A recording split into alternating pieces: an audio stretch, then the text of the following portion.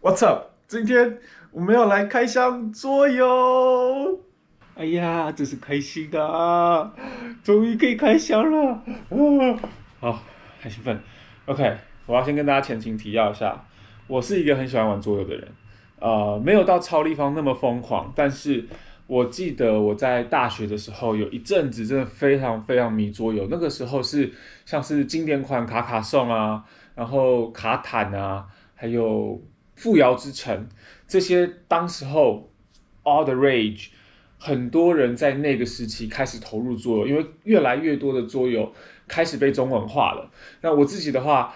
首先是先跟朋友玩到这些中文化的桌游之后，再跑去一个网站，那时候就有了叫做 BoardGameGeeks.com，它就是列出来所有当时候最火红的桌游，并且哪里可以买到它们，那我就会去一一找出来，然后去找那时候有的各种影片，并且把它们列出来。那我因为会英文嘛，就有这个资源上面的优势，我就把它们全部找出来，把影片全部都看完，然后各种网络上面资源都全部详读之后，会每个月挑一个我最喜欢的桌游买起来收藏。那个是大学时候的事情，所以一直延续到现在，我还是很喜欢玩桌游。我最喜欢卡牌类的桌游游戏，我很喜欢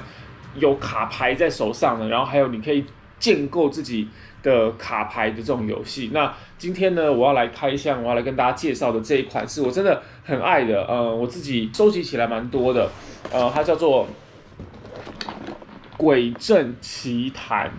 卡牌版，它有不同的版本。那这一个游戏版本呢，它是只有卡牌，它就是一切都是卡牌就可以玩了。当然，它还有一些其他东西。这个的话是大概1年前买的。然后它有出扩充版、扩充包，这个扩充包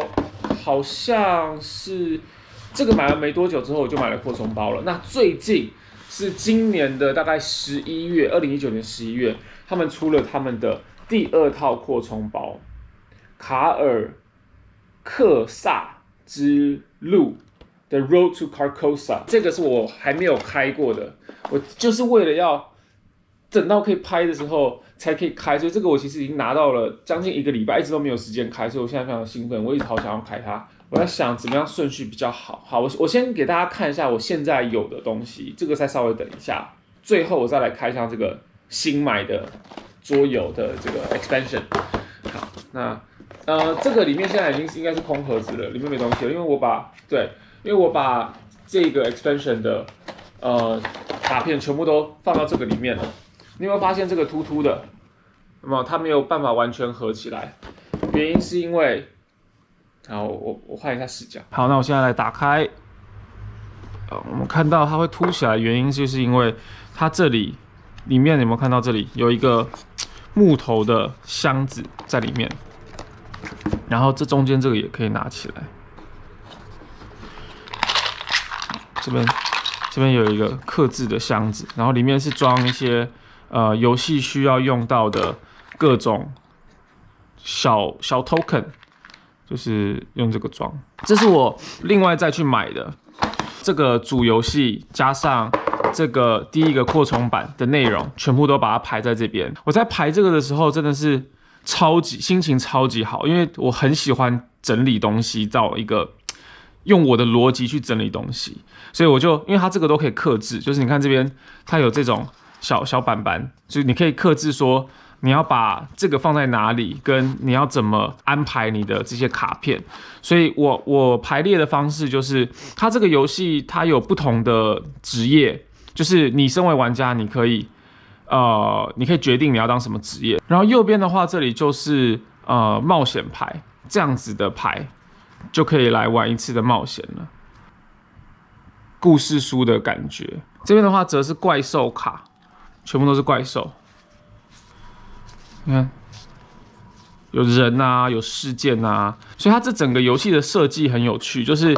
它有场景卡片，就是每一个不同的场景会有什么样子的故事设定，会有什么的场域，然后也有怪兽，然后怪兽也是随机生成，然后有这么多种不同怪兽，每个场域会设定说这个场域里面有哪一些怪兽会出现，然后你也可以选择不同你喜欢的角色，以及每个角色也都会有它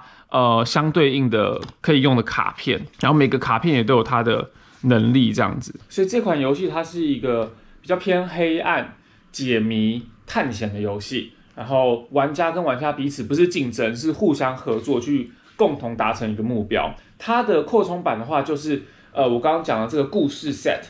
它的故事 set 就会变多，这样子就是你会多大概3个新的故事，然后一样有这些角色可以去探索，然后加上会有多很多新的角色牌跟角色可以使用的卡片，所以呢，每买一次扩充包，等于就是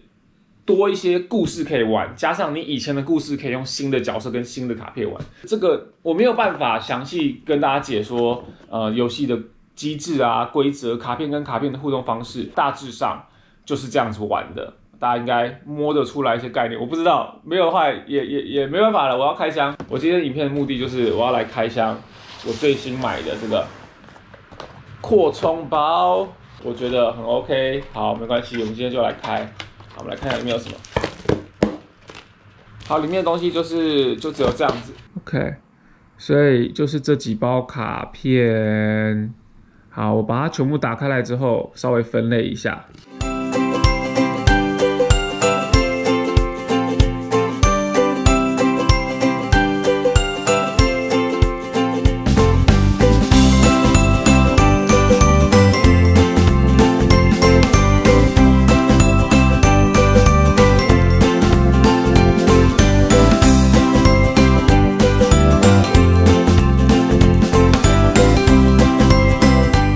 好的，我现在把它整理好了，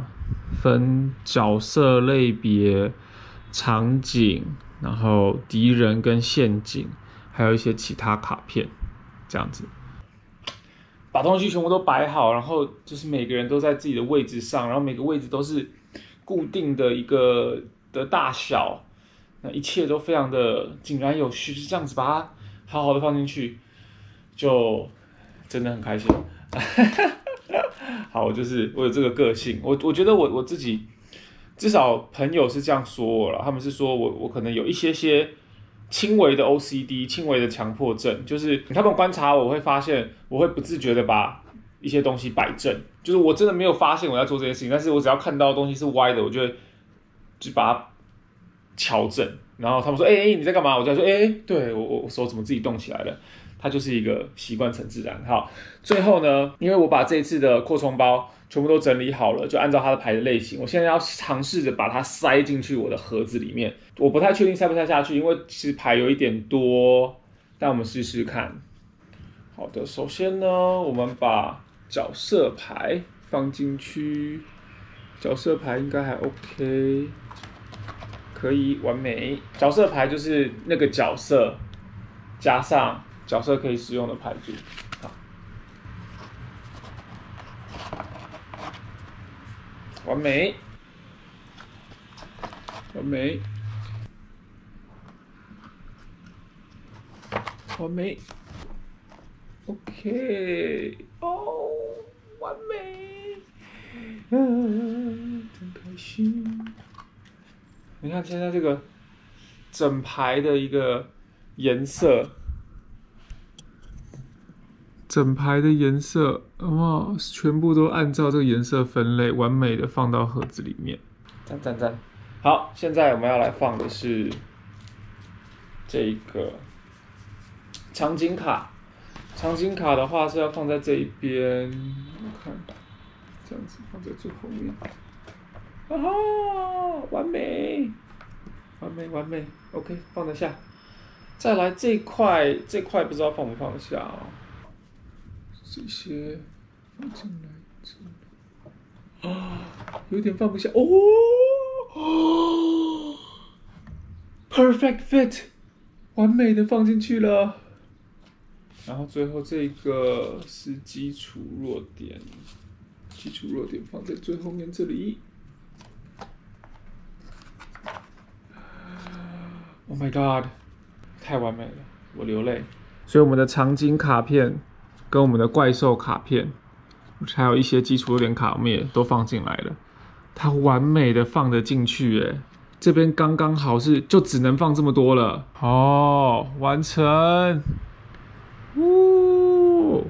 我怎么觉得好像整理这个东西比实际上游玩它还要更有趣呢？好的，这个就是我今天跟大家介绍的一款我很喜欢的桌游，完全没有跟大家讲要怎么玩，单纯只是开箱新的卡片把它放进来，就在那边拍了一支影片，废啊，好不好？真的废，没关系，就是日常频道就是要更新这种我自己想要记录的东西。好，那就这样，我们明天见，真的就没了哈，明天见，拜。